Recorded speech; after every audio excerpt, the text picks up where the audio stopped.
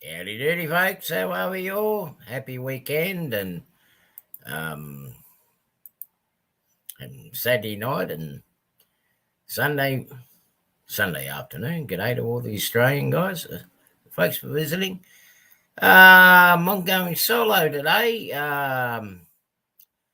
My good sidekick co-host Anthony Dodge isn't feeling too well. He's got the man flu pretty bad, apparently.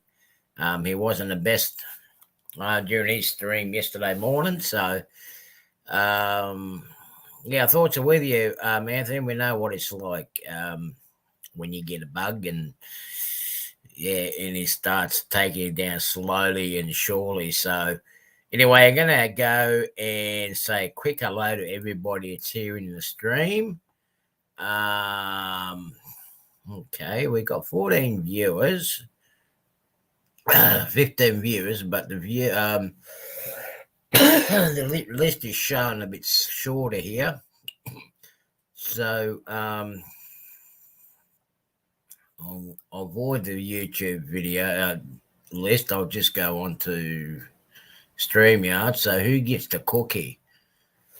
Excuse me, race fan. If you're still here, g'day, bud. You get the cookie for the day. Dwight, how are you? Hand pink waving. Yeah, hello. Yep, pink wave. I'm not going to go there. John Knuff. How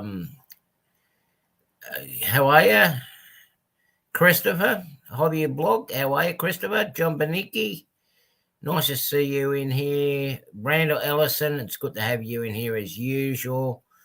Jean Ricard, how are you? Dave Crooked River, nice to see you in here, buddy. Robin, how are you? Nice to see you in here. Yeah, we're very retro in the beginning. I think it's a copyright issue with the music on that video file, even though I made it a long time ago in my personal YouTube. In some countries, well, they're not allowing me to, they're not playing the music, so I'm going to have to change the music out on that one. ANC, Road, how are you, bud? Nice to see you. Nancy, how are you, darling? Hope you're doing well. Gerald, how are you? Gerald Stewart, nice to see you in here. Getting closer. Split Rock, Thomas, how are you, buddy? Hope you're doing well over there. Hope you're not too cold. Ron Moen, how are you? I'm getting close to the bottom of the list. Yeah, those Tropicanas, Dave, they do look cool. I came across them on eBay. They actually came from the US, and I made that as a part of my Tropicana service. It goes from Bradminton to LA, to the West Coast service. So that's why I got the container on that one. Jim Tedesco, how are you, champion? Nice to see you in here. Getting closer. Chris, model train aficionado. Oh, geez, I can't talk today. Nice to see you in here, buddy. Cynic Hills Model Railway and Slot Car Circuit. How are you, mate? Nice to see you in here. Nice. First time I've seen you in this stream. Mum and son, Tammy and Ray, how are you guys? Great video that you guys have been putting out this last week. And it's good that it's actually enjoyable to see everybody's video, but when you get closer to the areas where you hang out or used to hang out a lot, it makes it extra special. I haven't really done much this week, as a lot of you people that have been following me for a while have been aware I've been I've had a surgery done. G'day, Mike. How are you, buddy? See, we got snowflake. Oh, you're happy now. They got snowflakes. So, well, we could do for a little bit of snow, but I'm not wishing it too hard. For those who follow me during the week, for a while, know that I've been going through some operations. I did have an operation done on my thumb on Thursday. It's not too painful now. It's not locking, so it's still too early to tell whether the job's been successful or not, the operation. I get the bandages and that changed again tomorrow and see the specialist on Tuesday my time. So on the modelling side, it's been pretty quiet. I have been working on, I was trying to get it done, finished before my surgery. I've been working on a little project for our mate here, Dave, at the Crooked River in Easton.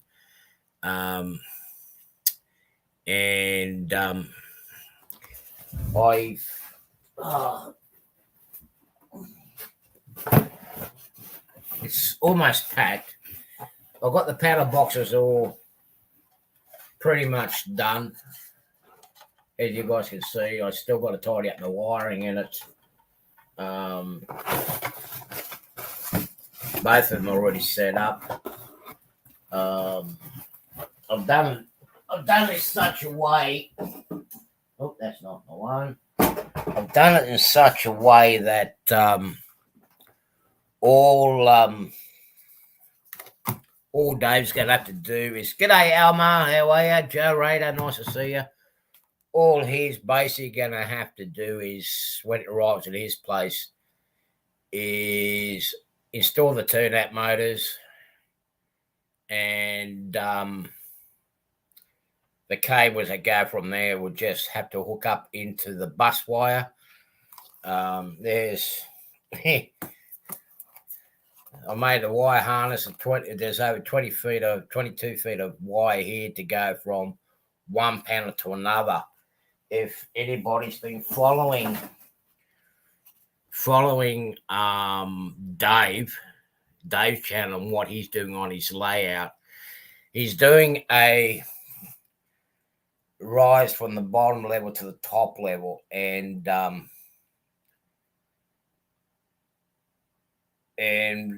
because of the gap he's got underneath, you can't put a tortoise motor underneath because it's going to make it all really look out of place. So what he's going to do is I've got the point motors that will sit up on top. It's got a little micro switch. And micro switch actually fell apart, so I've got to get another one. And he can cover those point motors, the Pico 2 motors and whatnot, with these little huts. He's going to have to paint them up himself to the colour that he wants. Make it nice and simple and easy for him to get up and going. So it's going to be there done shortly, Dave. Yeah, thanks, Tammy.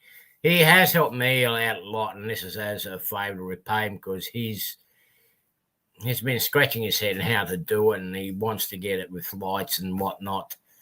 G'day, Steve. How are you, bud? So I thought I'd help him out. He's helped me out and been there for me as I needed. So, yeah, we all look after each other in this community in some form or another. So that's my way of saying thank you to him. Kept my mind occupied.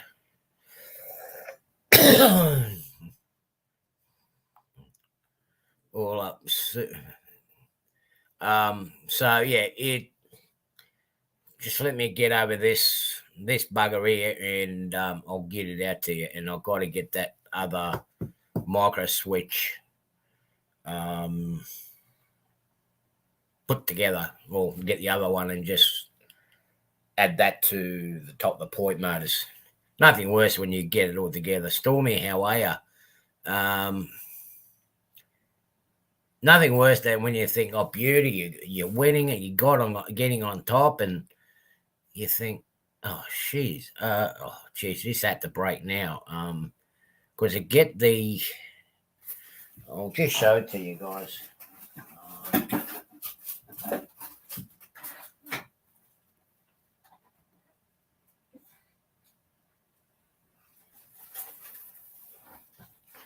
Here's one of the point motors here. And this will be surface mounted. Still got to put the brackets underneath. And this one, I think this one's all right. No, this is the broken one. But it's been a challenge to get the micro switch clipped onto the point motor. And the spring and guts on the inside of these micro switches has fallen apart. So I've got new ones of these on order. And it should be here soon. And all he's got to do is basically, at the end of the day, is drill a hole in the floorboard in his bench work and put these wires through. I have labelled all the wires to go to what spots what, as well as numbering the pins. So you shouldn't have any problems in connecting it all together. So it should be pretty straightforward and straight. It should be straightforward. It's all right, Dave. You've looked after me and you've held up onto that other items of mine for all this time because I haven't been able to get there. I had to get some lumber. Can't build nothing. We've got plenty of lumber here. We've got some plywood. It's a bit crappy, but I mean, we got plywood here. The landlord got himself a little excavator about a month ago. We got plenty of lumber here. I've got enough to finish this off anyway. And by the time I get onto the other side, I'll have a look. Why do I always use white? Well, it's a good neutral color to work with, Dwight. When it comes to painting and whatnot, having a white as a base color, it makes things a lot easier to paint than having a dark color than trying to put a light color over dark. It's just hard to do, particularly when you want to use yellows and reds and whites. So yeah, that's the reason why I got white. But these plugs, as you know yourself, I know it's bright in this room, but these plugs do only really come in white colors, and they're just a screw-on terminals, and they are plugins. Let's have a look. There's the other part of the harness here. So they're basically two terminal blocks with prongs on the end. And once he's feed that through, all he's got to do is just feed it through as such, and it's connected. So let me go through the chat. More hairstorming unless I fall asleep. Yeah, I've been doing a lot of that lately too.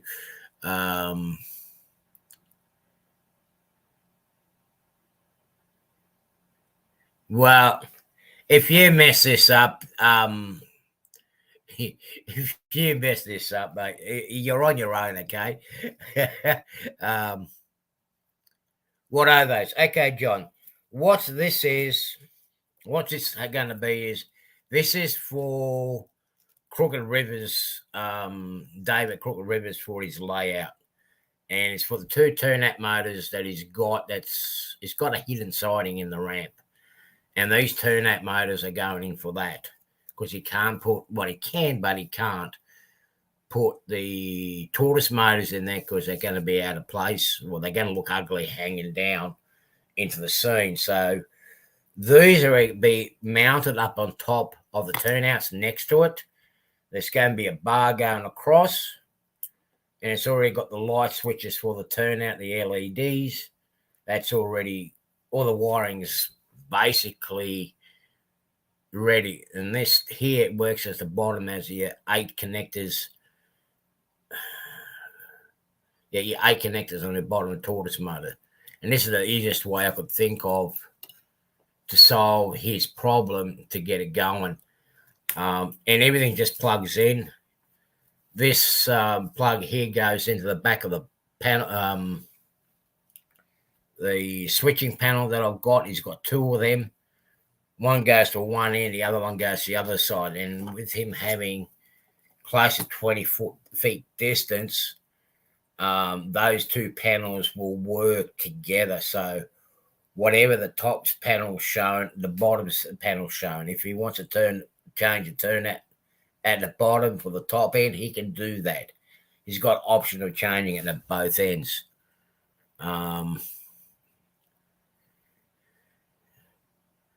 Do you see less lines in white? Yeah, you do. It's not so much seeing less lines. It's easier to cover when you got white with different colors.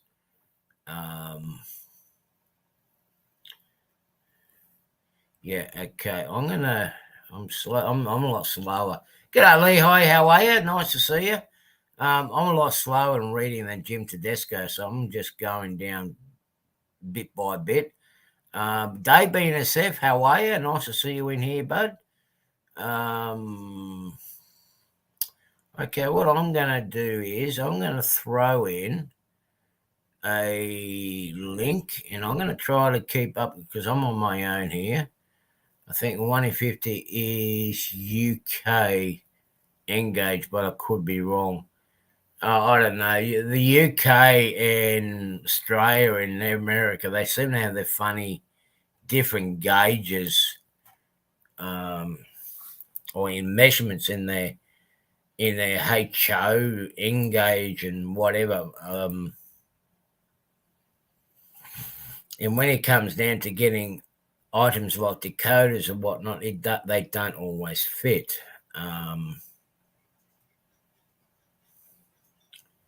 Number in INSCO, like HO is one is, I think it's 1 in 66. I'm not too sure. 1 in 60, thanks, Joe. And yeah, it was 1 in 60 something. Okay, Tammy, you guys have a good night. You take care over there. Stay warm, stay safe. Yeah, Rock Hill. I've been up there, so yeah, I love it. It's nice up in that area. That's I was glad to be able to see a location that I usually go out and have a drive to. So yeah, thank you for that. Hopefully, I should be there sometime this year, so we'll be able to get together, Tammy. But we'll find out more about that in May when we get that. The visa waiver issue sorted out at the US Embassy up in Sydney. Okay, so you guys take care. There's the invite. Anybody wants to come up. So what else was I doing? Apart from doing that, I had been working on some drawers for my 3D printer. Yeah, it all looked good and everything else. It fit in nicely in the open slot on the side. I just got to do a test run before the show, and the bottom plate won't move. The bolt and the nut, or the bolt on the plate, is hitting on the drawer. So I'm going to have to rip that out later on. Apart from the 3D printing, I haven't really done much. It's been a quiet week. I've been trying to get that panel sorted, trying to neat up the wiring, because I did test a lot of it. That took a bit of my time away. I have done a whole heap of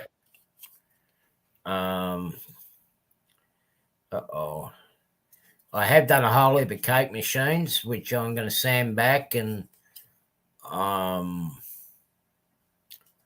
paint up and as I send some items to people, I'm going to throw a couple of these cake machines, and you'll see why I do it in white. Curly, Dwight, you'll see why I'm doing it in white. It makes it a lot easier to paint. But then again, it's pretty bright in here too. Oh, here's a Hey, title. Artie. G'day, mate. How are you? Oh, making it pretty good. How about yourself? Yeah, a lot better. I mean, I can actually move. It's hard to see in the bandage, but I can actually move the thumb without it locking and having it feel like it's falling out of joint. So the how would I describe the cartilage, the vein that actually produces the lubrication um, into the joint. Yeah, it makes it hard to move your fingers. Yeah, it's getting in there. It's basically, you can say the oil vessel is working again. I Right. try and think. Yeah, sorry. Just a minute. Yeah, Dwight. I do prime everything as well, but it's still. If Robin's in here, she would also, because she's been a signlight all her life, and painting. Even she would say, like, particularly when you're doing lighter colours, it's always best to have, say, a grey undercoat or a white undercoat. Particularly when you're working on light colours. Like, this is going to be the old bright red Coca-Cola machines, and the chrome work is going to be fun. Thank God I got the chrome pen. But you'll see how I get these done. Yeah, where is she? She was here, and she's probably lurking about. Hey, Mystic, how are you? We got Hey, one Mystic. person. Going, Randall? No, I was just saying hi to Mystic. Oh. Wigwag. Is everything all right with Wigwag? He's been awfully quiet the last couple of weeks. I saw him in the chat the other day, I think. I think he was in, I think I saw him in D-Roll Daryl's chat the other night. Well, I missed that. I did see him turn up late in Jim's show on the other day. Ah, I knew there was something going on. He's watching hockey. Oh, okay. See how are you? That explains everything.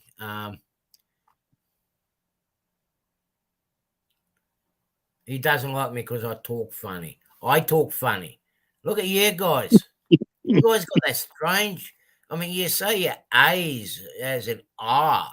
It's you got your E's and A's, and I don't know. You guys can't make up your mind. What alphabet you using or how to say your letters. So, g'day, Ray Ron. How are you, buddy? Oh, Welcome. I'm doing somewhat peachy. Thank you. Oh, cool. Yeah, I I figured I'd am jump on going. in. Okay, yeah, you're more than welcome to, and also have you on here. So where are you from, Ray? Just to let everybody know, whereabouts are you? So I am in the U.S. of A., San Antonio, Texas area. So I'm trying to get to the NMRA convention in Dallas. So that's kind of the plan. Oh, that's not far. It's only up the road from you. Yeah, about 4 hours north. Yeah, that's not far. Yeah, that's not far. 4 hours north. But I know a lot of Americans there take a 1 hour, 2 hour trip as a day trip or a weekend trip. It's like not like with us an hour and a half. That's like a normal everyday event here.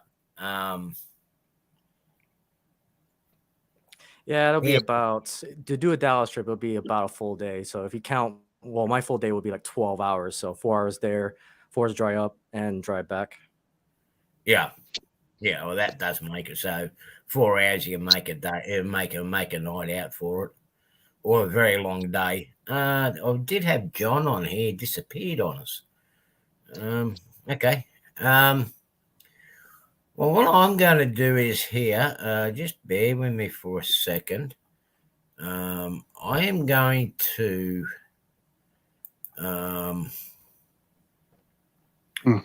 there is a friend that she has started up a YouTube channel, and I'm going to show you. I'm going to bring up her videos. I did have it saved. Just don't mind me at the moment because I don't have multiple screens like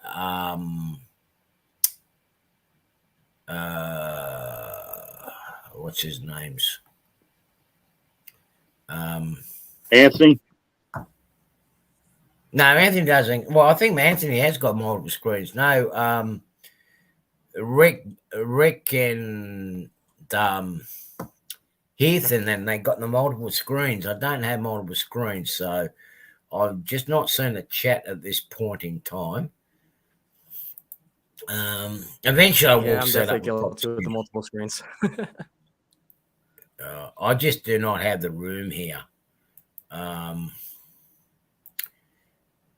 Okay, here we go. I'm gonna show you.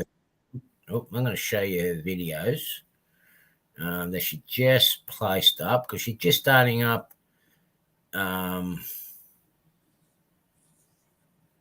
Okay. She's actually got two channels. One of it's her personal ones, and then she's also going to do. She's going to do a Robin's Hobbycraft Models channel, where she's going to be doing tutorials on some of the doing scenery and structures or whatnot. She does a lot of handcrafted stuff. So what I'm going to do is I'm going to put this video up and let you guys have a look. Now, Robin is a good friend of mine in Brisbane that I spent my time with. She was Billy's partner. Billy was the one that was doing all the modeling, and she just followed his footsteps, basically. So let me just bear with me for a minute.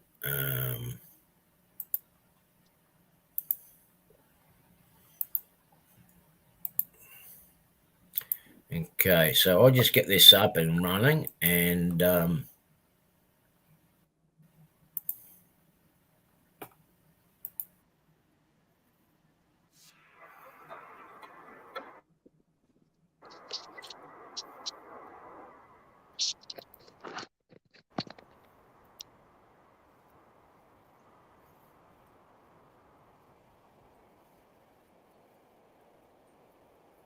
hang on. Let me start again. There we go. Let me start this again, guys. Sorry about that.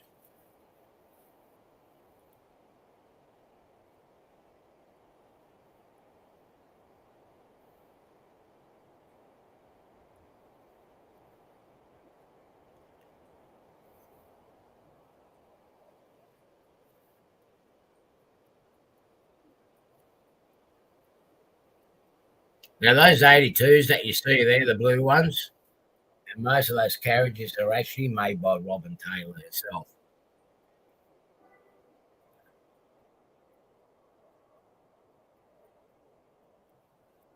That's pretty cool.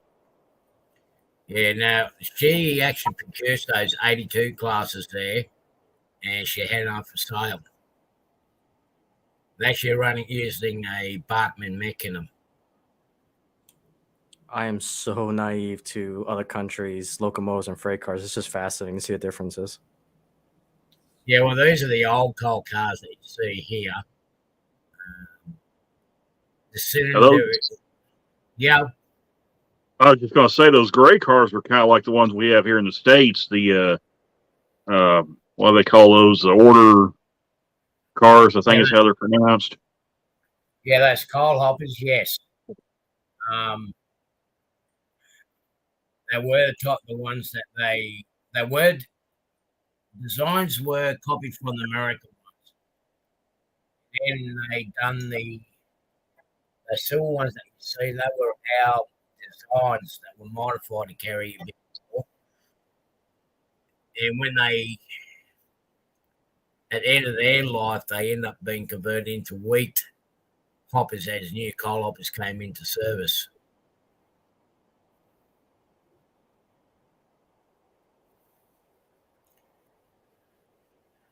So a lot of the foliage that you see in here in the ground cover, she actually produced herself. You know, like the first two there you're talking about, Randall? Yeah, the gray one's going through right there. Yeah. Was what I was talking about. Those were the ones I said kind of looks like the ones we have here in the States. Yeah, that's what they are, actually copied off the ones in the States. And these last ones are actually designed here to carry a bit more coal. These were the second batch And of really, wag. Interesting. and really, those black colored hoppers, they're kind of like the ones we have here. They're a little. I think they're just a shortened version of the Colgons we have here. Yeah, very similar, but not. Yeah, well, I mean, they have that shape though with the slanted ends like that. You know, Yeah. the older versions, the newer versions don't have that, but No, they were the released ones. The revised versions that actually had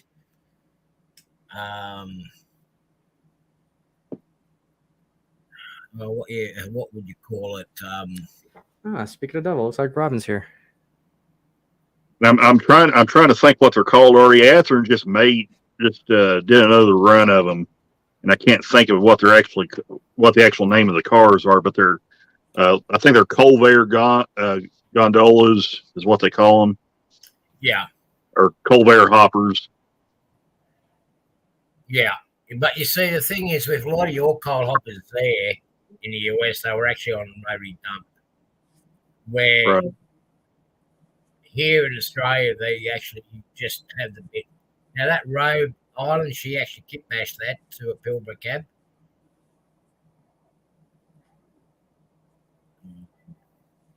But yeah, they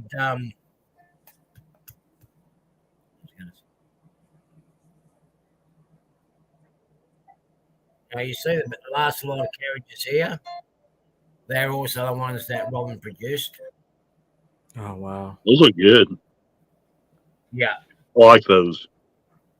They're actually based on the rub set that used to run, not very frequent down here, but they used to do the Newcastle Fly, which is the northern city of Sydney, and a lot of the express country services, they actually use that.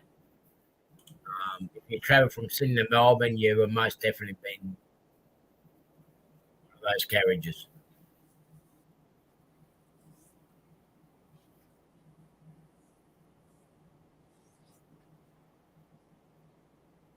Yeah, most of our, as you see, they got chutes on the bottom, so they're all belly dumpers, really.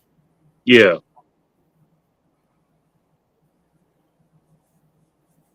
Now, a lot of these structures she's done herself.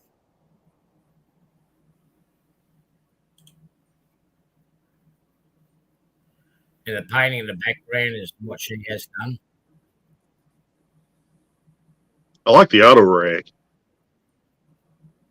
The auto rack. Yeah, the auto rack that's on right behind the motors on that train there. Yeah, I really like that. We ceased using them somewhere in early 90s. The only auto racks you see here now is on Indian Pacific, and here's another. This is Greece, and this was her first exhibition layout between her, Bill, and Alex Brown, Dennis Burrows. They put together. Now, most of this stuff was basically been put together within a month. Gives you a bit of a time frame how quick she gets the modelling work done.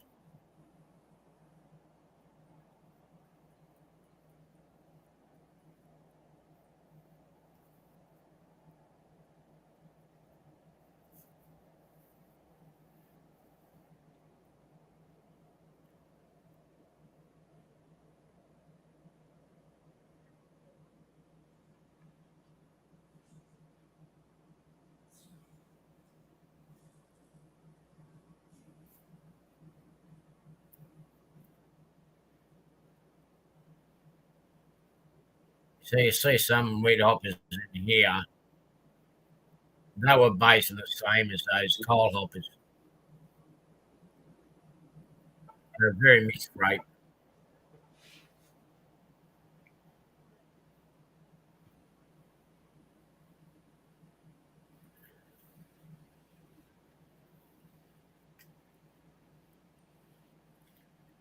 I'm just going to jump ahead.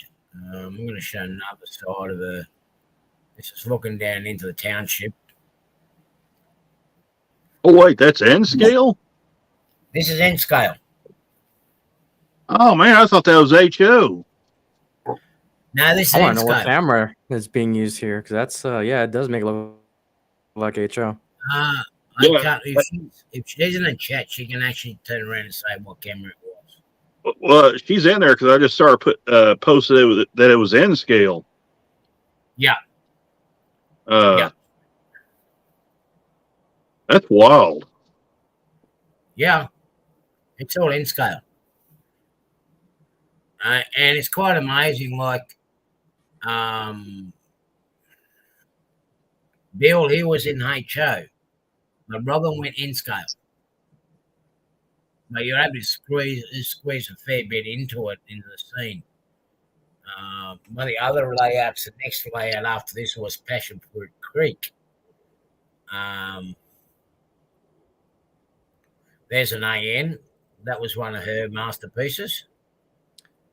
Wow. I believe these white wagons here, they're the first lot, they're her masterpiece as well.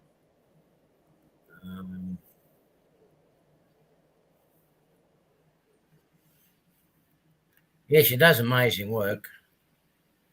The 2000 Olympics. Oh, yeah. The relay run. That's so cool. That's cool. Yeah.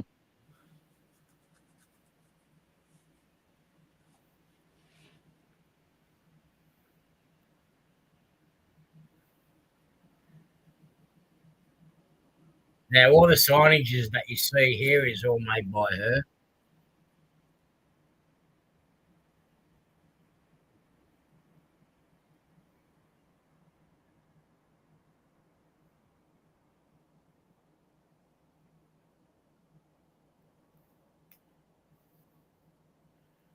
And that hobby craft that you see, that actually used to be, she used to have a store up in Cobra, up in Sydney.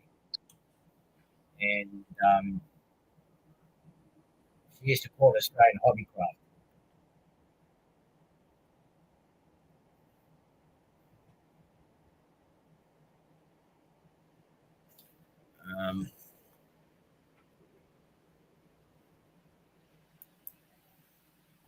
That's So very I'll well get done.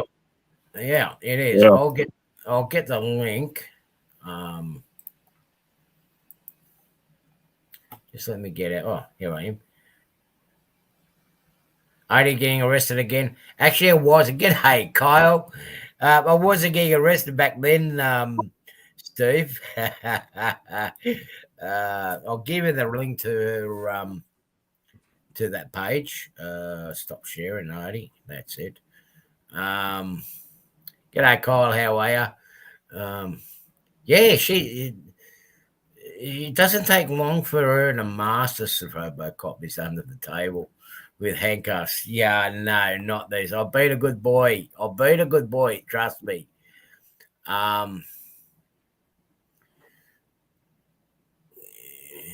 Kevin plays tricks on yours. Yeah, Kev, but I mean, it's. I built the layout.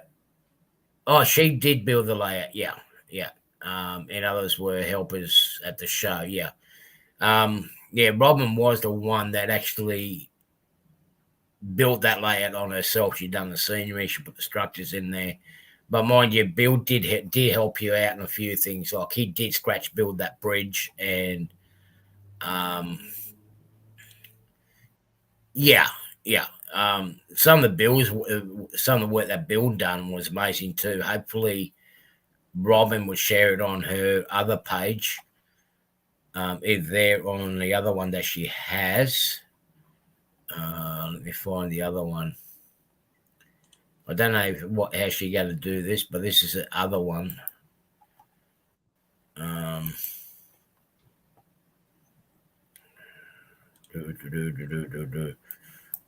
Hang on, let me just try to share this. So just bear with me here for a minute, guys. Damn it. All good. I hate to do this. It's all right, John. Yes, Thomas, there is Australian model railways, and Robin did do a Australian magazine too, where she did have it online version, and you were able to get the hard copy. I believe she will have. I don't know. Maybe I can. Yeah, basically, you could get an online copy for free at one stage, or by donations. But she has stopped doing that for a while. We won't get into why here at this stage, but I'm going to show this as one of her other videos from her other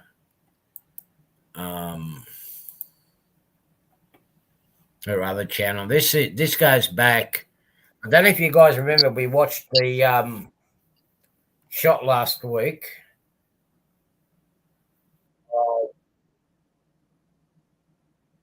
This is the main Wollongong Sydney line, not up to the Sydney end, and it's near Anchorage Station.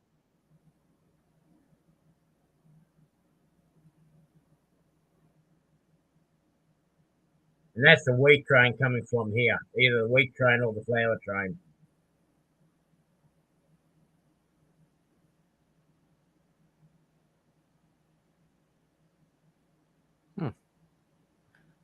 Nice. These are the old V sets. They don't no longer run down here. They go up into the mountains. I'm hoping to do a train trip on them this week before they get taken completely out of service. This set carriages, they're now no longer in the service. They have been withdrawn because they're not air conditioned. So they've been taken out. And here's your steel train.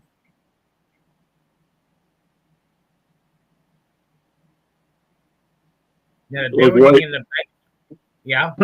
I was just going to say it looked way different than our steel wool trains. Yeah. Mm-hmm. I'm just going to pause it here now. If you guys see that high-rise construction in the background, that's what I showed last week, I think it was.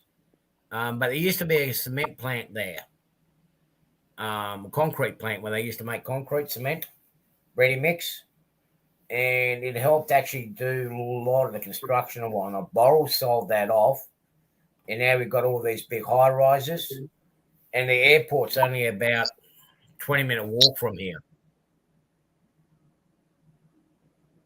But that's all changed now. That's all different. These are Tangaros. You still get on these. These would be about the oldest set of passenger rolling stock now in the Sydney network. These are all gone too.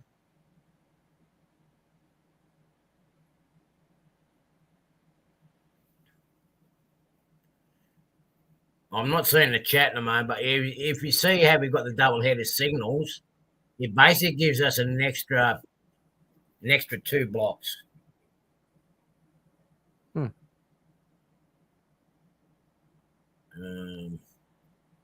Now these ATN Access. Now this was a new private railway company at the time, and they got these imported Chinese wheat hoppers, which were called,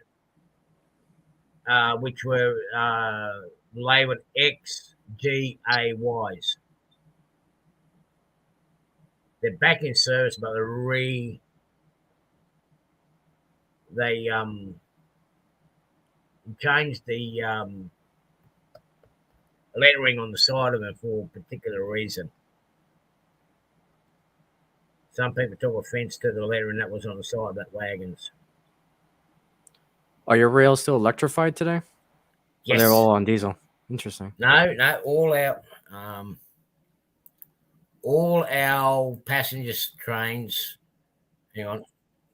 That, all our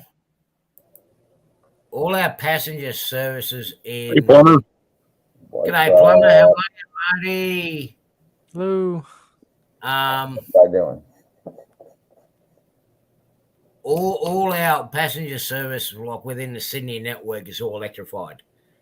We done away with electric locomotives back in late 90s, early 2000s, only because they actually found a lot of cracks in our electric engines and was going to be too expensive to fix. So they basically made the freight electrics obsolete, and then all we got now is electric.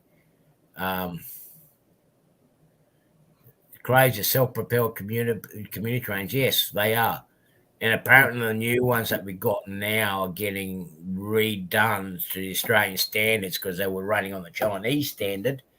They should be in operation within the next 2 months. But I would like to go on to the VSETs this week, the next couple of weeks, to go up over the Blue Mountains because they are going to be taken out of service.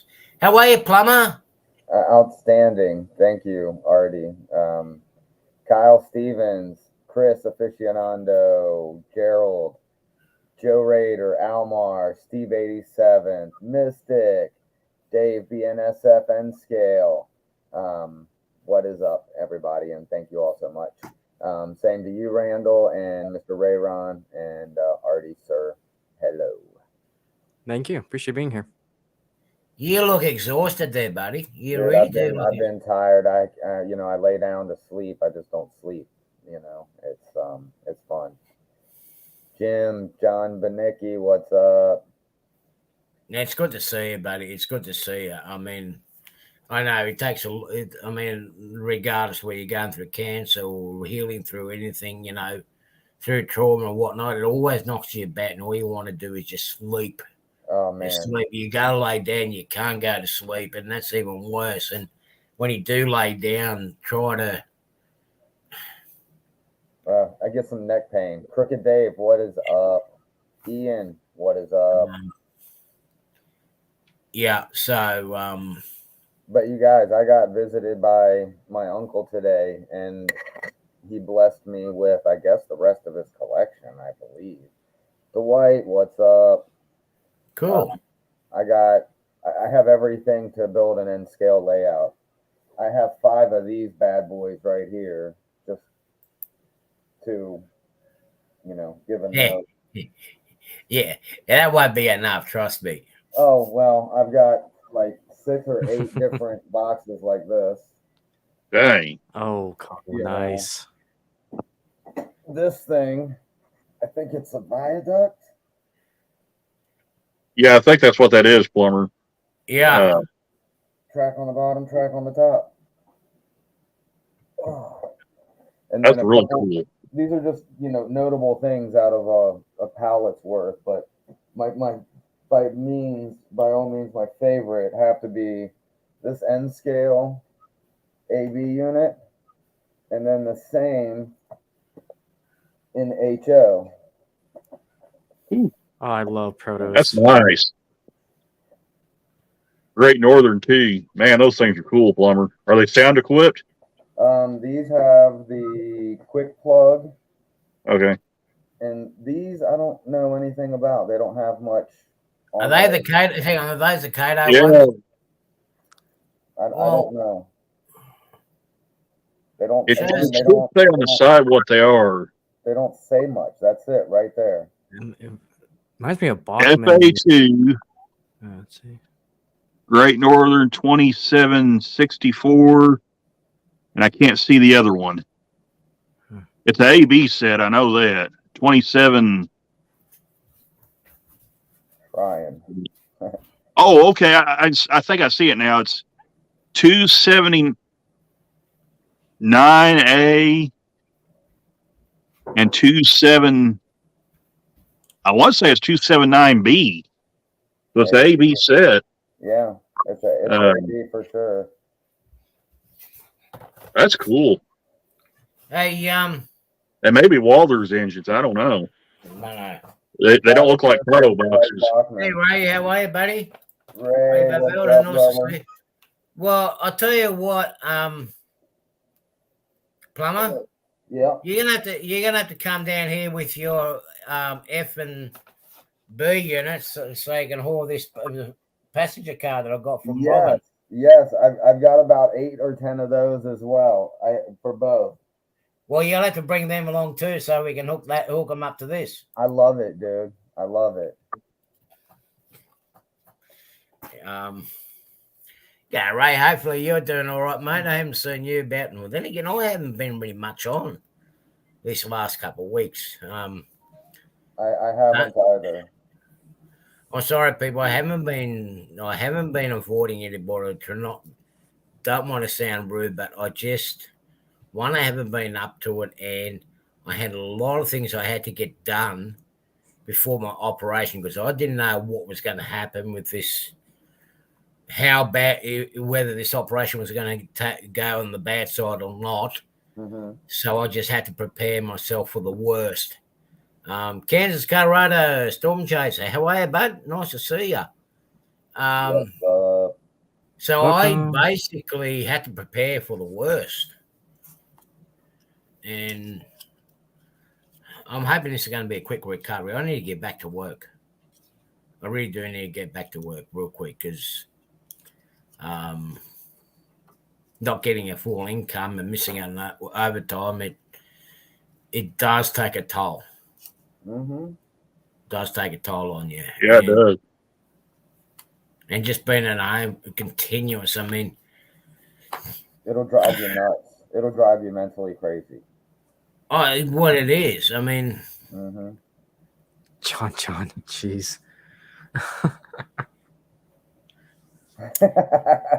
Thanks, John. Thank you very much, mate. Oh my goodness. Oh boy. Well, that's the other wife, isn't it? So yeah, she doesn't like to play ball very well. She plays hard to get. John,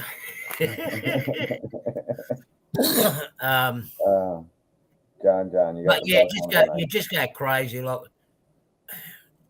even, I mean, the upside of going up to Brisbane to see Robin and with me mate Bill passing away was I got out of the house for 2 weeks. Mm-hmm. I got out of here for two weeks, and going into the surgery, it was basically,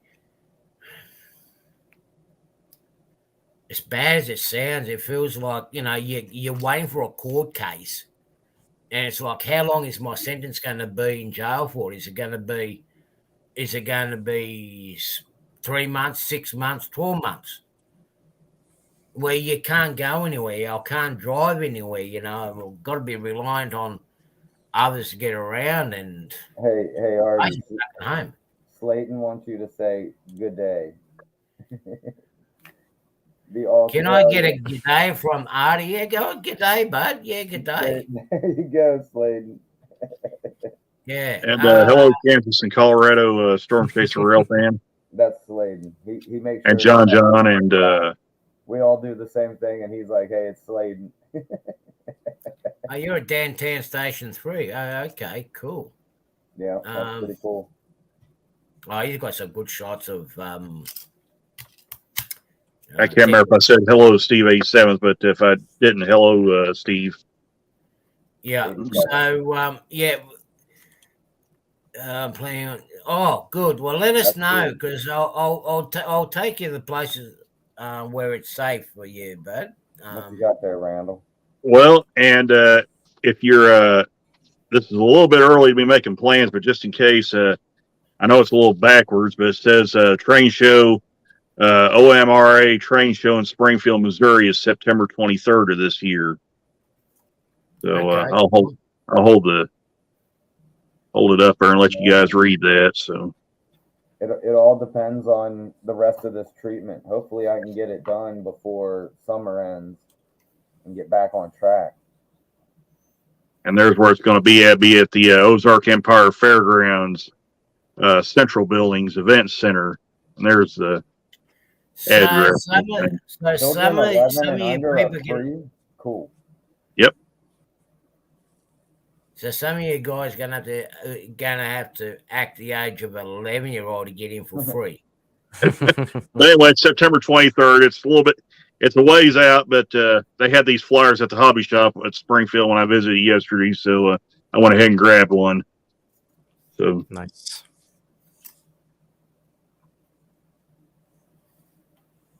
Yep, Okay. could be a good one. I don't know if I'll be able to make it or not, but I know we're due to have a couple of train shows next month here in Sydney. So I'm hoping to be up and going. Nancy J, what's up? RoboCup to let you jail sentence at home. Well, the thing is, I have been doing my jail sentence at home. And I've been doing it since the 1st of May 2020, which is the sad part of it. I mean, everybody else has gone down through their lockdowns and everything else have been set free, but I'm still stuck at home. Mm-hmm. Oof. You know, people always say, "Oh, it's because of the showstopper." It's not because of the showstopper I'm stuck at home. You know, that's not the reason. You know, when you're all bandaged up and recovering and whatnot, you're not allowed to drive a car for up to 3 months or 4 months. You can't even go do shopping. I mean, that really stinks. Mm-hmm. Carl says who says he needs to act as 11-year-old. Yeah, true. Who says we have to act too? Hilarious. Yeah. I would love to go. The bad part is if I go there, I'd want to spend money on stuff. That's the reason to go, Randall. That is the best reason to go. Yeah, that's true. Well, I really need to hold off. I've got to get this expanded. Plus, I'm attempting to do 2 trips overseas this year. Definitely going over to Europe this year, and then sometime this year I'm going over to the US as well. Hopefully. Nice. Okay. I know here in the San Antonio region, we have a train show coming up next weekend. My local club, San Antonio Railroad Association, is putting up a train show.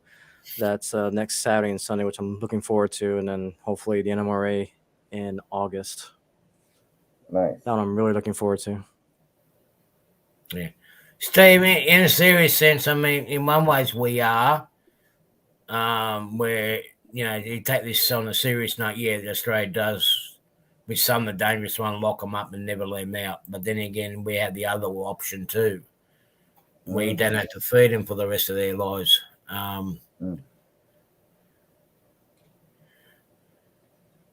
Oh, that's rough, Nancy. Oh, that's not good. That's no good. And you know what, Nancy? I feel for you. Okay, I'm able-bodied to be able to get around. Amen.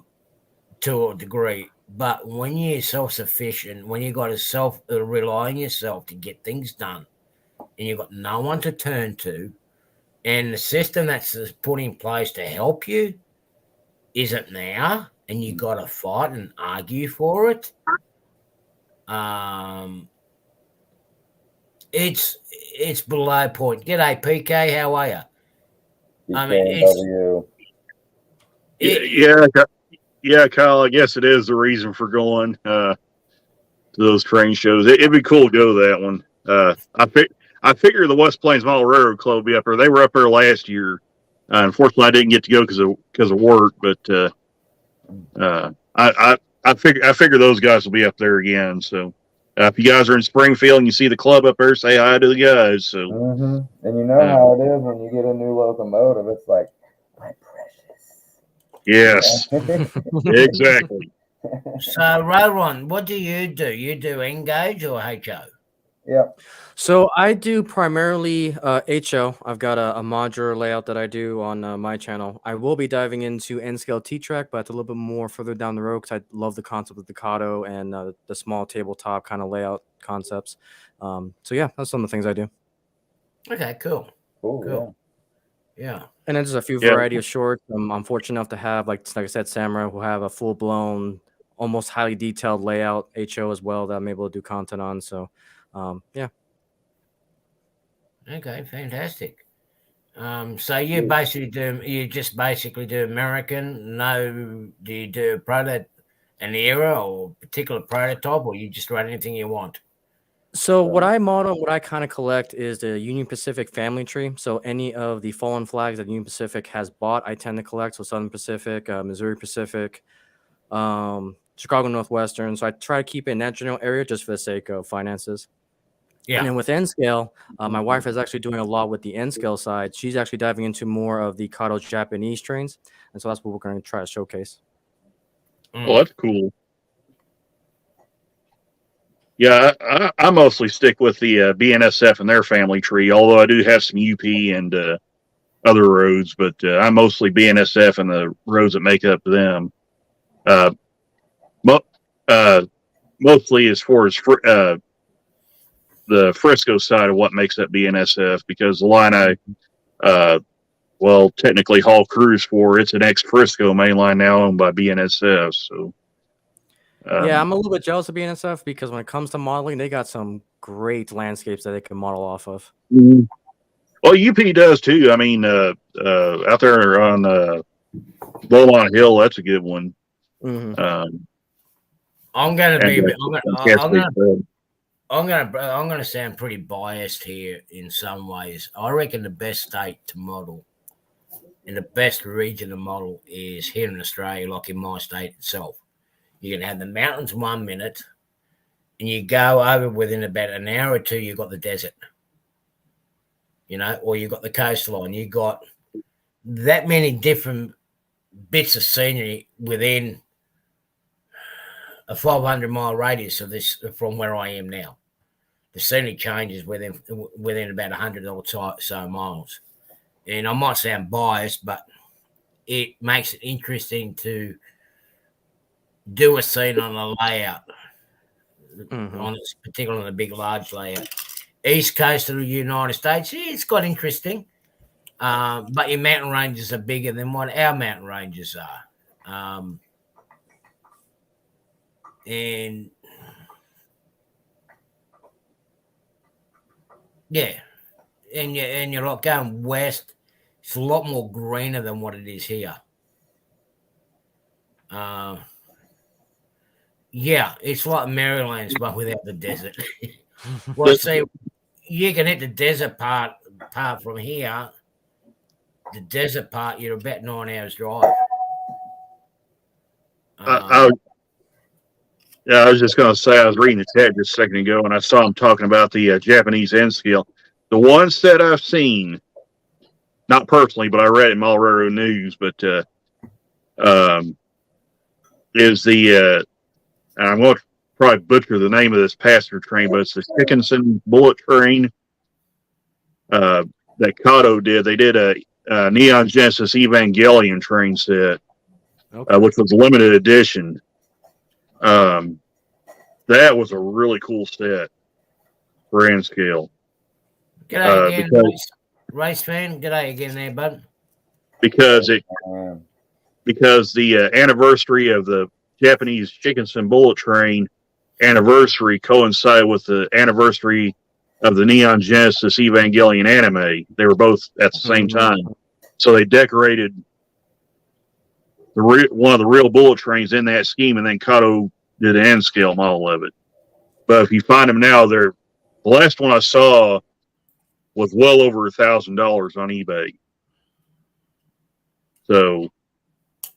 So, Robin, the Rocky Mountaineer is actually, I mean, I know the base company's in Canada, but they do have an American line that just opened recently. Was it Moab, Utah through Colorado, if I remember correctly? But yeah, that's another gorgeous train for sure. Well, yeah. This is on my N scale wish list. Oh wow, nice. I like that one. Yeah, that's cool. I like the green. I like the green on the ends. Yeah. I love that shot. That's great. Yeah, I dig it. Yeah, but see, that's one thing you guys get the opportunity to model over in the US that we don't really have an opportunity to model here, and that's snow, the winter scenes. That's Yeah, I true. do We like snow. we do have rail system in our alpine area where the snow is, but the thing is, it's all underground. Artie the plumber. Good. Railroad enthusiast, what's up? Oh, g'day, Ralph Thursday. How are you, buddy? Yeah, so you guys get that advantage. I mean, we get the advantage where we can actually model floods and fire and drought and everything else. Hey, we can do that too. Um, actually, there is a club that actually has got a flood scene on their layout. So it's funny you say that actually have got it, and it's based in one area in Sydney. So yeah. Ohio Steam and Steel, what's up? But you have a look at our area now, for example. Like a lot of the areas all nice and green before the rains that we had.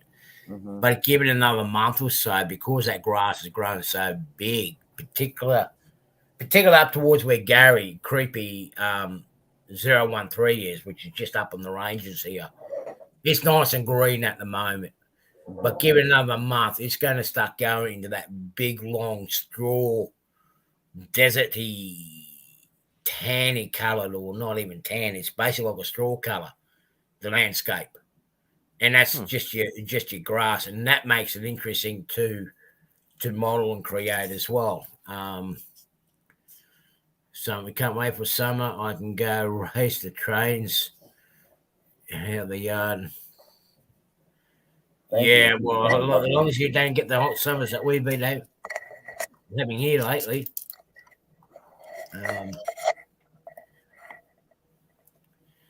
Man, that's coming along real good. I love the tree scene. Yeah, that looks good, Plumber. Thank you. I You've finished done more than what I have. grass patch back there. Oh, nice. Yeah. Yeah. Oh yeah. All right, Kyle, you take care, bud. You're a white workaholic. Just remember us in your will, bud. I gotta Okay. paint that, but look, it's Take care, a Kyle. See you, Kyle. bandsaw. Man, that's coming real good. Yeah. See if you can see that bandsaw. 3D Wow. printed that puppy today. Did you 3D print that? Yeah. Yeah, my 3D printer acted up. It was playing up last night. I was trying to do these drawers and that, and I tell you what, it didn't turn out too good. No. I think it's actually the filament that I've got. Because now I've got the white batch as well. It's doing exactly the same thing as what the black did, and it just not flowing right. I think it's just a bad batch of plastic, because all the settings and everything else is right. That can happen. Yeah, because the last spool of white that I had no problems with, only the black, and it was very, very stringy. Oh, quarters motors, yeah. Yeah, I've tried all sorts of things with it, but yeah, the black you didn't like. It looks like the white's got the same thing. And this, I bought a different brand, so I'm going to see how that goes. Need to reflash the memory into my 3D printer since I bricked it. You bricked it. You broke it. Oh no. Yeah. Peace out, Kyle. I've done a storage drawer for the printer. And it all sits nicely on the outside, but when I move the bottom plate won't go over the top of it. So I've got to pull it out again and find a different design. I'll get there. Oh, How did you put? that's rough, Ray. He bricked it. I'm assuming he bricked the software, not like, Office Space bricking it, with Hopefully not the firmware of the 3D printer. That would suck too. Well, I think that's what he did. He messed up. He said he needs to reflash the memory. Oh no. He bricked it. Ouch. Dun, dun, dun. Yeah. And Jim, I'm going to assume updating the firmware is how he bricked it. Yeah. That's what happened to my Digitrax hand throttle, which I still don't have. Well, when I hear about that sort of stuff, it's like I'm glad that I got the NCE, because the NCE and all we done was change the all we did was change the chip in it, really. Oh no, apparently I erased the memory card, turned it on, and the printer just flashes. I have the oh no. Oh man. Oh yeah. That's never good. Ray, you there, poor brother. bugger. I feel for you. There's nothing worse. It's like my desktop computer, like it's died, but you think I can find the USB stick Not when you need it. that's got all the drivers and that on it? Do you think I can find it? No.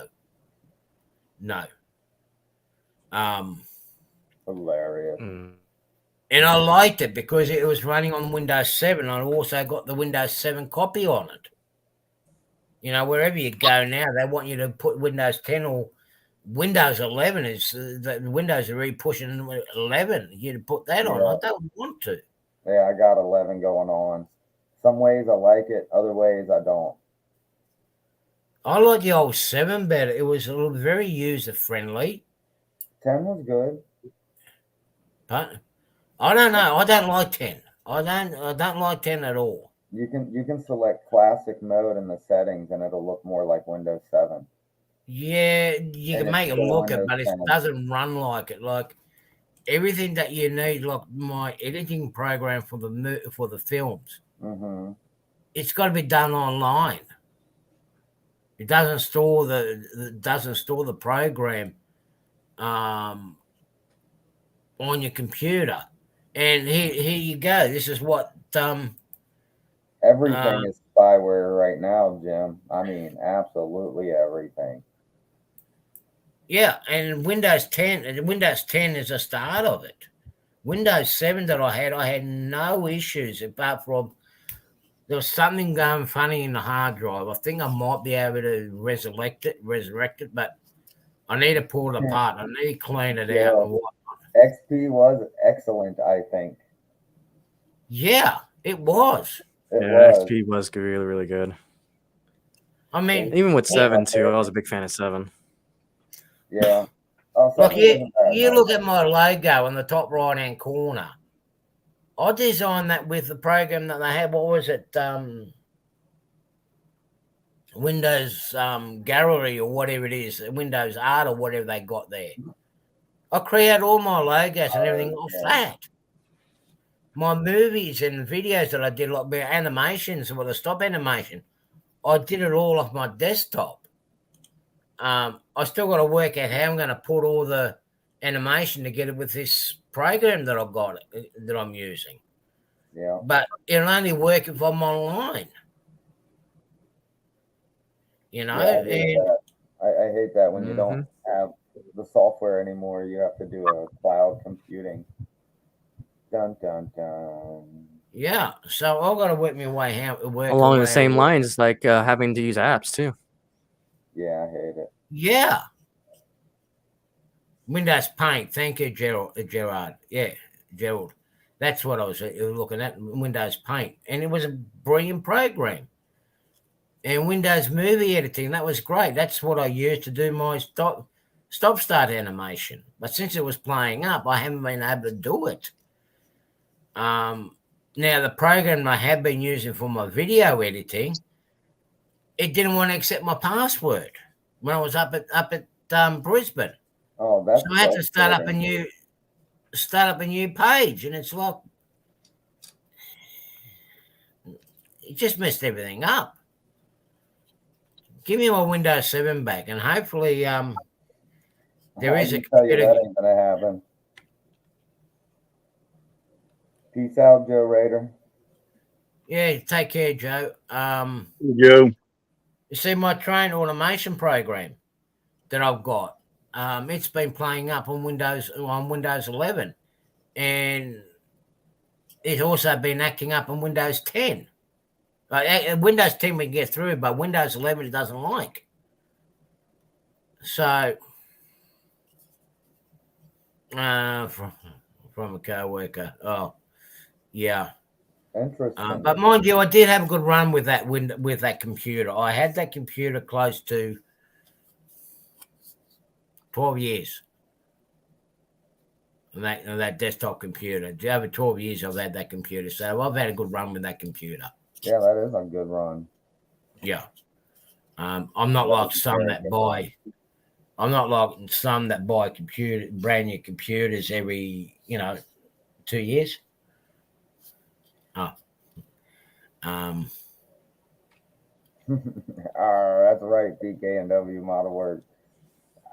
Me mateys. He goes out on the dark web. Yeah, well, that's a hard thing too when people go tinkering too, Ray. And if you didn't have if you had a pirate copy, then that can start creating trouble too. But yeah, it's joys of the hobby, I suppose. Everything's going on apps, everything's going on computer generation, and we're losing track on some things. We become a bit reliant. I mean, on computers. This 3D printer, yeah, it's good, but I don't know. You just when it plays up, people are going to get so used to doing things on this that they're going to lose the knowledge on how to do basic construction. Oh, what happens? What happens? Like say in Ray's situation, or even my situation now. It's not that I messed mine up as bad as Ray. I just got to pull mine apart and get the drawer out of the way. What did you do? I printed out this drawer system to put storage drawer to put underneath the printer, and a flatbed won't come out. So I've got to remove it. That's what I'm saying. My printer's not as bad as what I got you. Ray's got the problem. So mine's a simple fix. But if it goes down, the computer goes down. How can you run the train if you haven't got a computer going? Well, it goes back to basics, really. DC. And if more people start going into computerized options, that knowledge and the ability to get to do the basic hand skills is going to dwindle. I think if it's applied properly, it can still both can exist simultaneously. Yeah. Because you get in with the Arduinos and coding and doing that kind of stuff, and then you're building enclosures and you're building you're engineering the gearing system or whatever you're doing with it. The electrical system, you're engineering it and whatever you're doing with it. So, yeah, I was just getting ready to say I don't even use computers on my lay. Of course, I don't even own a computer, but I still run everything standard DC, and the hour loop I run is DCC, but there's no computers controlling anything. Right now, if I'm not with the club, I just run DC, or if I'm not on someone else's layout, I don't run DCC at home. I'm just going to answer this question here from what's his name, Road Thursday. Yeah, my surgery by the looks of it went all right, but it's still too early to tell. I have got full movement back where it's not locking, so that's a good sign. They want me to keep moving it bit by bit. So that's a good sign so far, but ask me in 6 months' time what my hand's like. But the actual hand itself in this region of the right hand hurts like buggery. And that's a part that taking a full brunt of the hit on the steering wheel. So I think my right hand is messed up for life. These two fingers are, we know. Permanently damaged. Yeah. Oh goodness. They got me to do the grip test. So the grip test is one thing, but when you got to hold on for something for a period of time, it's a no-goer. But the tips of these fingers here, to give you an idea how it feels like, you know when you cut yourself? Yeah. You know when you cut your finger or whatnot, that's what it feels like on the tips here. So I've got that permanent sensation of a cut finger sensation on the tip. And that's thanks to the government insurance system for the workers that messed me about. And now they're hiding behind the government legislation where they can't get sued. So if you reckon I'm not happy, that's a bit of an understatement. But yeah, we won't go there. But at the end of the day, look, I like my automation, I love my electronics, and when I started seeing trains running in the background, I'll run the trains on my own, see what's available. I thought, bugger it, I'm going to go and do a bit of automation on my layout. Look what Nancy said, Artie.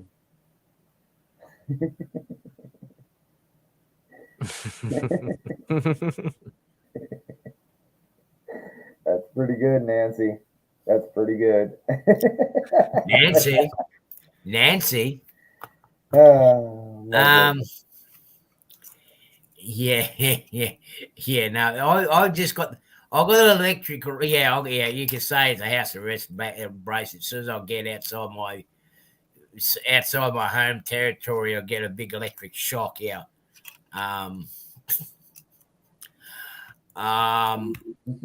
Gerald, no, it's not called free healthcare. It's actually part of the workers' insurance scheme that we've got here in case you get hurt in a workplace. It's a complete failure. It's supposed to be there to protect workers that get hurt, and it's not. It's making our life hell. And it's made my life hell for the last nearly 3 years now. But yeah, I've gone into automation. I like a bit of automation and watching what everybody else is doing.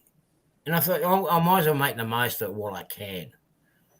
And since I'm constructing, I can actually do everything from the start. I don't have to worry about later on, where do I have to add this? I can add it as I go. But of course, the hands hasn't been a lot of fun. Doesn't cooperate when you want it to, that's for sure. Yeah, and then waiting for components. I know you're kidding, Nancy. I can take a joke. Don't worry. I'm not that much of a. It's still good. Yeah, I can handle it. But I can still run my train automatically. I'm not automatically, manually. I can still operate my train layout in the old-fashioned sense with my DCC control. I can still do it. I can still do my turnouts manually. So I don't have to rely on a computer. Like when I first had the bottom section all set up to do automation using the train programmer, my laptop failed. So I had to drive the trains the old-fashioned way. And I enjoyed it. Have I got too much wiring? Yeah, I do. But it serves a purpose. I can run the trains any way I want. Thank you, railroad enthusiast. The 150. That's right, Artie. You preach on, brother. You tell them. I would say I'm kind of a little bit of the opposite. I prefer things to run by a computer, but that's just more personal preference. I like the concept of driving trains and actually using like a dispatch board to actually control my turnouts and so forth. So I'm more of a nerd when it comes to that part of the hobby, but I can also dial it back to normal if I have to, because I do have the Digitrax controls and so forth. So it's more of a hybrid 50-50. That sounds like fun. That sounds like fun. You know, feel like you're in this Apollo command module, you know. just orchestrating everything. That's awesome, dude. But then always have a backup just in case that computer fails, because it has failed me a couple times. Digitrax is not bug immune. I'll say that much. Well, see, I got my system. Let me try to clear the junk up. Like this section here. There's a control module there for that system. And it's manually controlled. I can, there. You can see it in the distance there, right? And that's the prototype of what's going on here. And I've also set the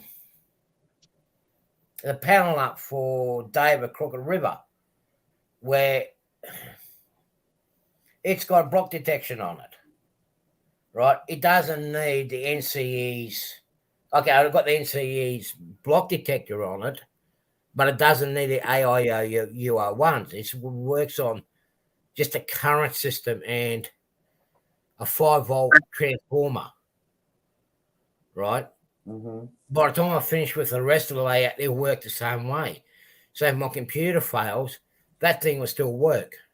Yeah. I can still turn my turnouts manually with my switches that's on it. That's cool.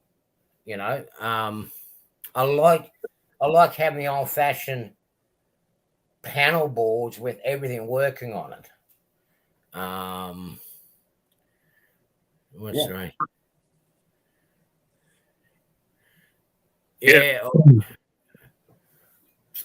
I was just going to say, eventually I would like to get that outer loop where I can have it fixed up similar to how the club has their layout fixed, where you can put a toggle switch on there and you can flip it from DC to DCC without having to double pole, double throw. Yeah, without plumber, without having to unwire everything, wire it back up to the DC power pack, and then when you're done with that, wire it back. I can just flip a switch and go. Yep. So I would do that too, but I don't trust myself. And the minute that I flip a switch, I have a DC or DCC mode in the opposite direction, I'm going to fry something. So I don't trust myself with using a switch. Exactly right, Ron. That's the same problem I have. I mean, if they're you're going to need a DC yard and a DCC yard, and have all your locomotives in that respective yard before you flip the main layout. You know. And see the way the club has their layout fixed. I kind of touched on a past video from the October display a couple years back, but the control panel, you have the DCC system, which they use the MRC Prodigy Advanced Starter System for their DCC, and then they have a dual throttle power pack, and that way, with the toggle switches, you can flip one loop DC and run the other one DCC, or you can run both loops DCC or both loops DC, which is why the power pack has two knobs. You can control both loops independently. But I like that. It's a really neat setup, and it basically allows the members to run whatever they want. They can, if they want to bring an engine that's 70 years old, run it. You can run it. And if you want to run the latest and greatest, you can do that too, all on the same layout. That's very nice. Yeah, it makes it great. I mean, okay, Jim, have a good night, buddy. We'll talk to you during the week, bud. And I'll wait for that email from you as well, Jim. Yeah, well, most of my stuff's going to be running on DCC anyway. Okay, Jim, no problem. What I'm still gonna. I mean, I'm going to be able to isolate a lot of the tracks up here where I can actually run DC as well. But most of my trains will be operated under DCC mode. And there are stuff that, you know, some of my DC stuff will eventually be, as money comes available, will be converted over to DCC anyway. if you can. If not, then I don't know. I'll just keep them as a show pony on the shelf. Yeah, With Ray, 6 blocks, 2 sets of controls. but he has this little controller. I'm like, but that looks like DCC. He's like, no, it's DC. I'm like, no, that looks like DCC.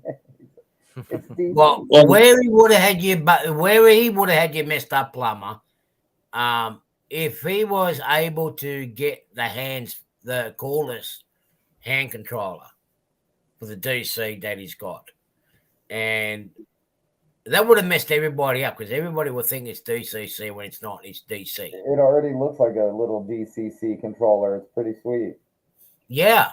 I've never seen a DC one like that till I saw his. It's an interesting statement there, Gerald. Fixing Nancy. Oh no. Okay. Didn't realize DCCX could do that.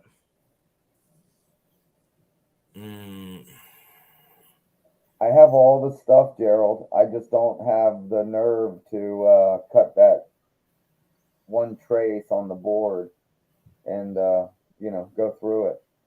And I'm really not good at loading on the Arduino. I can load on the Raspberry Pi, but not the Arduino for some reason. I've got 2 Arduinos still sitting in the box here because I was looking at going that way too. But when I looked at there's all this complicated programming and that, and I go, no, they can stay in the box for now. I want to get I want everything to run on basics before I get stuck into that. Yeah, and I was just getting ready to say one of the other exceptions to the rule. MRC makes a power pack where you can run your engines, your non-sound equipped engines on conventional DC.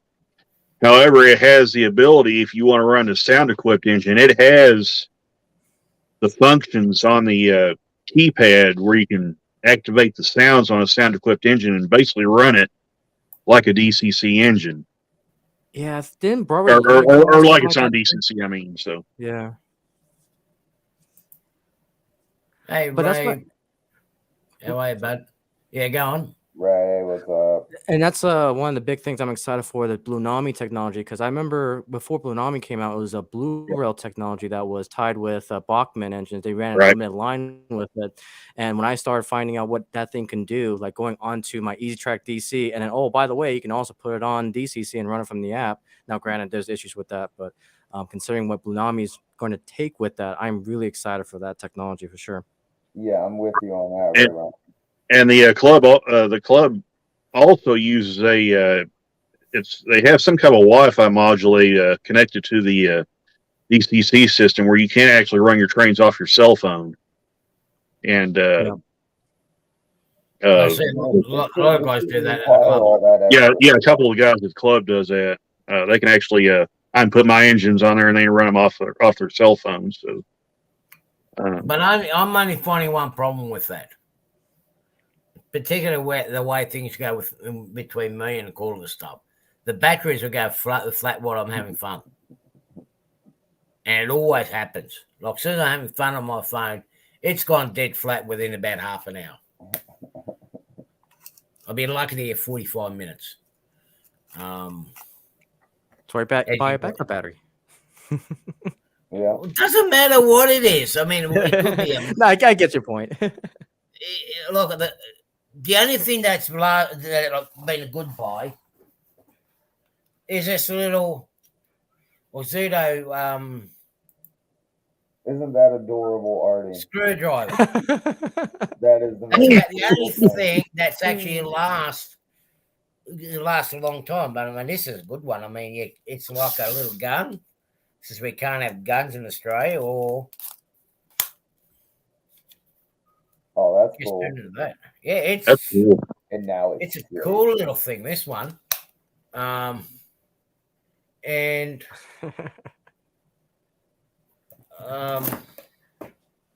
yeah, I suppose the Dremel hasn't been too bad, but I love my Dremels. Dremels are such a good tool. I do have.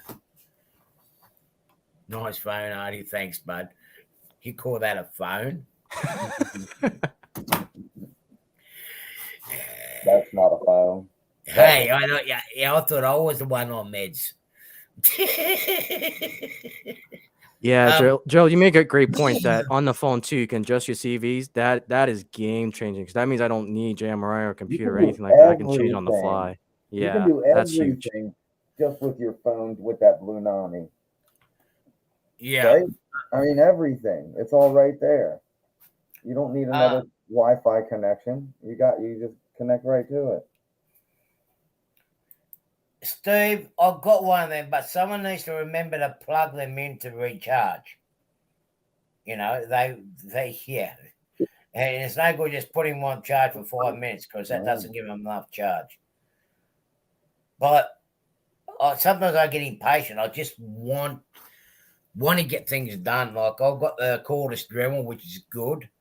But then I've got another Dremel down under the table here. Not the ankle bracelet, as Nancy was saying. I do have another Dremel there that's got the cord on it for when I'm doing a lot of other jobs. Because I know with me and the quarter stuff, we just don't see eye to eye, except for the screwdriver. They always go flat on me real quick. Yeah, and if we really want to dive into the battery rabbit hole, we can always talk about dead rail too and how that's quite interesting. Yeah, and then you got to find it. The way I'm doing my wiring here on this bit now. Peace out, Ohio Steam and Steel. I'm bringing all the wiring from that far side there, which is on my top deck here. I'm bringing all the wiring from there up onto the left here. And all my components are going to be here on the left. And if something goes wrong with a component, it's here. I don't have to go dive underneath looking for it. Same is going to be on the main section. It's going to be at one location. If something goes wrong with a component, I just got to go to that one spot. I don't have to strip the whole layout apart. Yeah, it's a lot of wires, but I find it's going to be easier because I'm going to be... Once you guys see me doing it, you guys will understand why I've done it, because I'm going to... Peace out, Crooked Dave. Okay, Dave, Quick River. Yeah, thanks, bud. I'll catch up later in a week. You'll see the logic in my madness. I'm doing it because I'm going to be very space poor to be able to get around and get underneath, and especially with... I've got stuff that's in another room at the moment that needs to be going as storage under layer. So once it's done, that's it. But if a component fails, like your block detectors and whatnot, I'm all pointing in them. Peace out, Ray. Okay, Ray. Yeah, I'm going to call it quits very shortly too.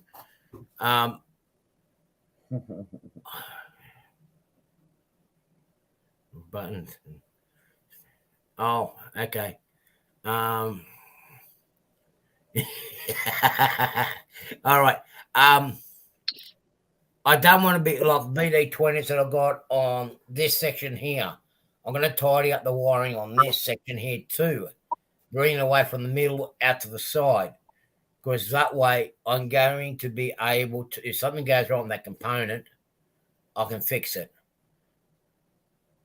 You know, just make it easier on myself, because I'm sideways. I'm pushing 1.5 inches, 18, and just over 1.5 inches sideways, and that's only about as amount of spaces I've allowed between here and there's going to be another section here.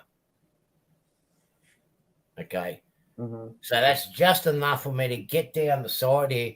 In case I have a derailment at the far end, I can actually get to it. Yep. You don't want to to picture it. Yeah, for sure. Makes sense. But if I have to go down and try to look for what components that's failed over there, it's going to be an impossible task. Dun, dun, dun. Yeah.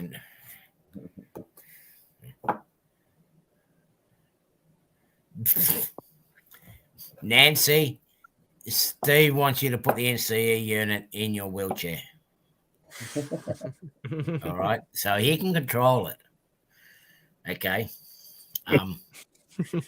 Don't trust him, Nancy. Do not trust him with that control. I know you've got problems with the control, but don't trust him. He's up to no good as usual. Yeah. But a chair with a train horn, that would be sweet. Yeah. That'll make for a fantastic miniatures, though. I can see mini prints doing one person having an NCE controller and then the other person in a wheelchair just driving around.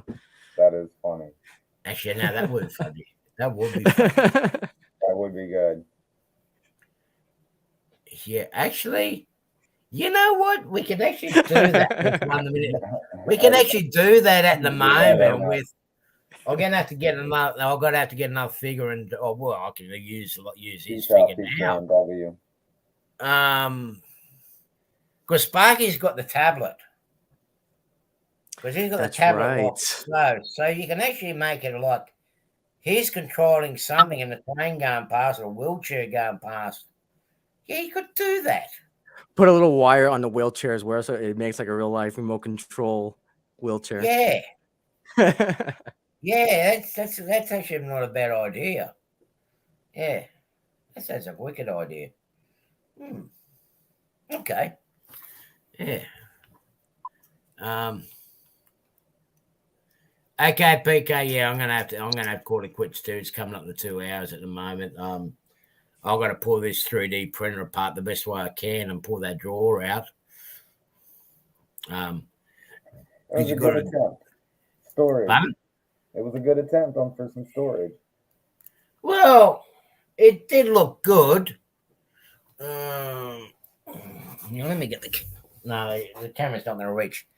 Like, you know where you got the control module, you got a little unit. The drawer actually sits next to that. Mm-hmm.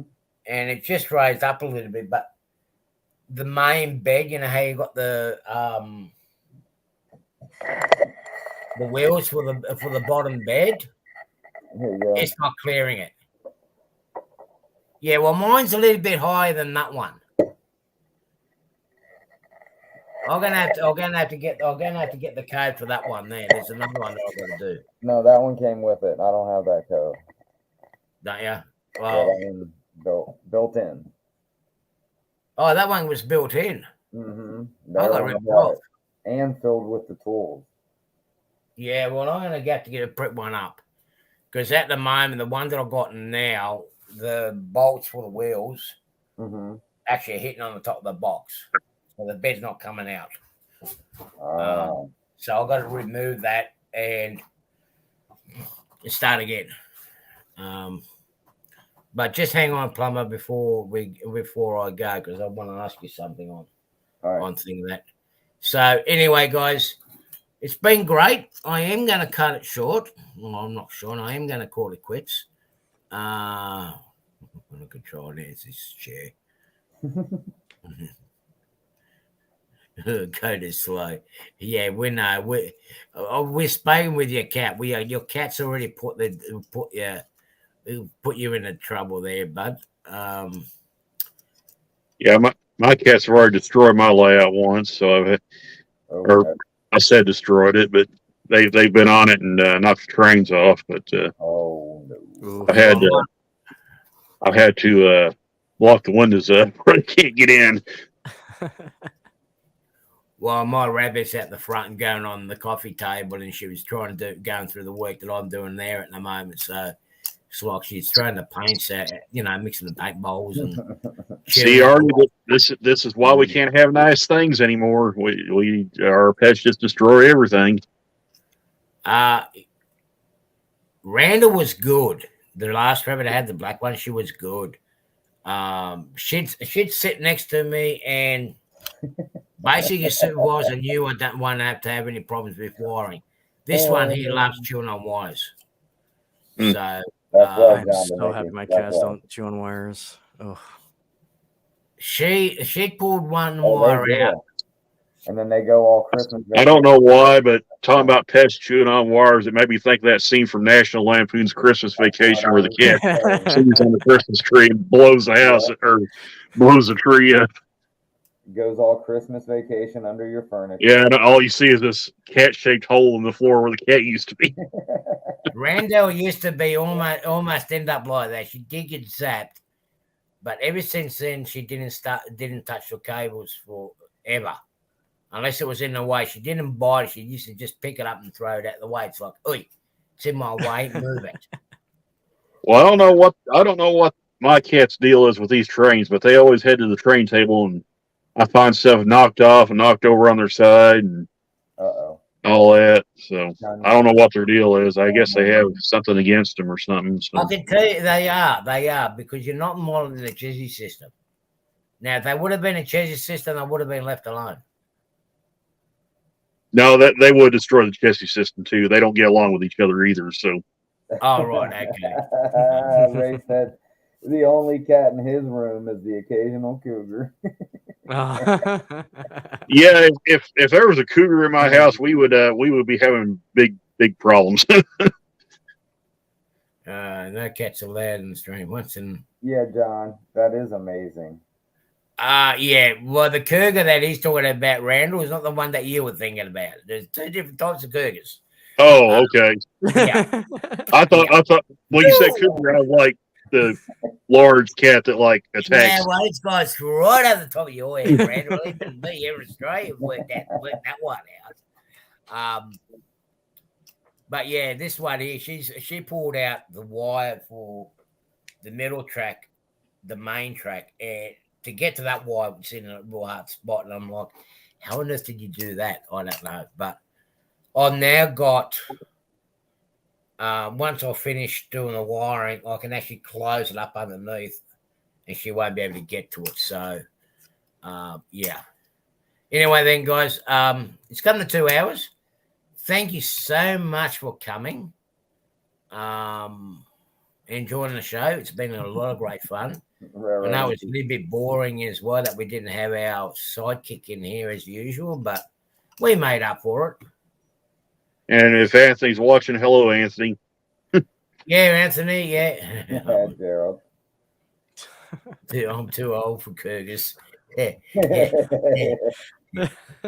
well, we got those cougars around here too, but some of them, I tell you what, even one, I better stop what I'm ahead. I believe you're not joking, Nancy. Oh, okay. Yeah, okay, we'll try that. But bitter app what actually works.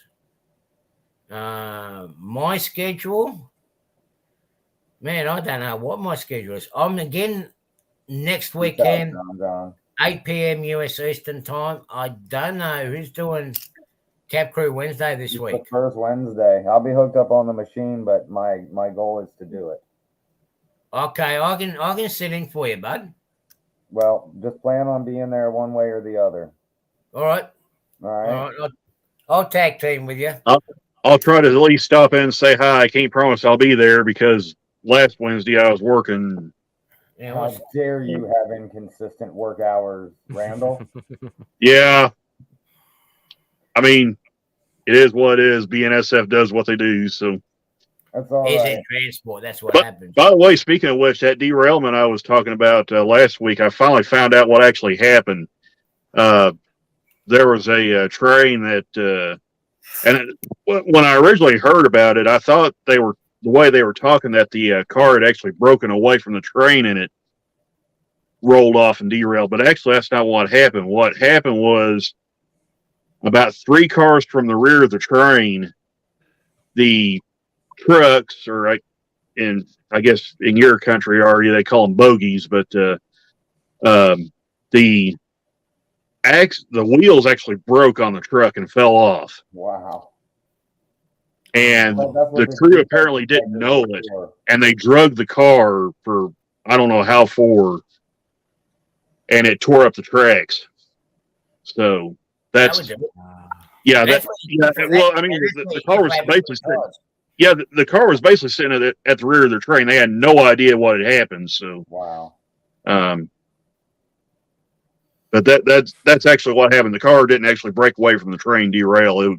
It was actually the wheels fell off and literally fell off, and it basically just drug along the tracks and tore everything up. So they're still trying to get stuff cleaned up, I guess. I remember that something like that, something similar happened to a train, but it was going at speed where an axle broke with a double stack train going into Alice Springs, and then we were supposed to take the containers from Alice Springs to Darwin. This before the train line was finished. It made such a huge mess. It actually took them 2.5 months to clean up the mess. You know, they're really having a time. They're really having a time out here in the Thayer South, Thayer Sub South area. They've had broken rails. They've had, of course, that the derailment where the wheels fell off and tore the tracks up, and and then they had one of those super empties at Springfield that had some kind of issues and had everything blocked on the north end. So it's really been a mess this week. So it sounds like it. Yeah, well, yeah. I hate to be Ralph fanning the United States at the moment because you don't know how long to that. That's the one thing that scares me about Ralph fanning the United States. When I see and hear about all these constant derailments in the US, I tell you what, to me it just sounds it's getting to a place where it's really dangerous. Well, and PSR is making it much worse. I mean, precision scheduled railroading is just absolutely killing us. So the only good thing is, well, I guess if you want to call it good, is that it keeps us busy because we're having to shuttle crews all the time. Yeah, but I tell you what, when that's you have really, if there is a good thing, that's the only. But when you have disasters like over in Ohio and whatnot, look, you got those tanker cars with so many different types of chemicals, and they mix with each other. I mean, hey, I'm by the tracks, Artie. You know, I know risks. It's all good. You see, with us here, we don't have tanker trains anymore. I mean, yes, we do have chemicals that do go on trains, but most of the chemicals now go on road. But when I see how many train derailments are happening over there compared to here, I'm like, our rail system over here is a lot safer than what you guys got there. I mean, okay, we had some wet periods now, but this month alone, we've only had one train derailment. In this month, it's a month alone here in Australia. In the whole of Australia. Yeah. Right. How many derailments have you guys had in the last week? Probably about, 10? Oh, yeah. Well, we had this one here on the Thayer Sub South. Commerce. We, of course, the one in Ohio that you mentioned. Yeah. There was another one. There was another one down in the south there too, I heard as well. So now, I don't know this to be fact, but the way I understood it on the radio, they had something like 4 broken rails along this line too at one point. One I know one was at Bay, Arkansas, so in that area. So, but yeah, I don't know that I've ever seen it like this. No. So, anyway, I'm going to call it quits, guys. So, everybody in the chat, will see you guys 8:00 US Eastern Standard Time. Be there next week, or 12 midday here in Australia. The daylight saving times in Australia, because we've got 2 different time zones on the East Coast here. Jeez. Have fun with that. Peace and peace, everybody. We've got 6 time zones in Australia at the moment. So anyway, everyone take care. Have a good night. And you guys are panel. You just hang in there for a minute and I'll take care, everybody. See you next week, guys. See you guys. Bye.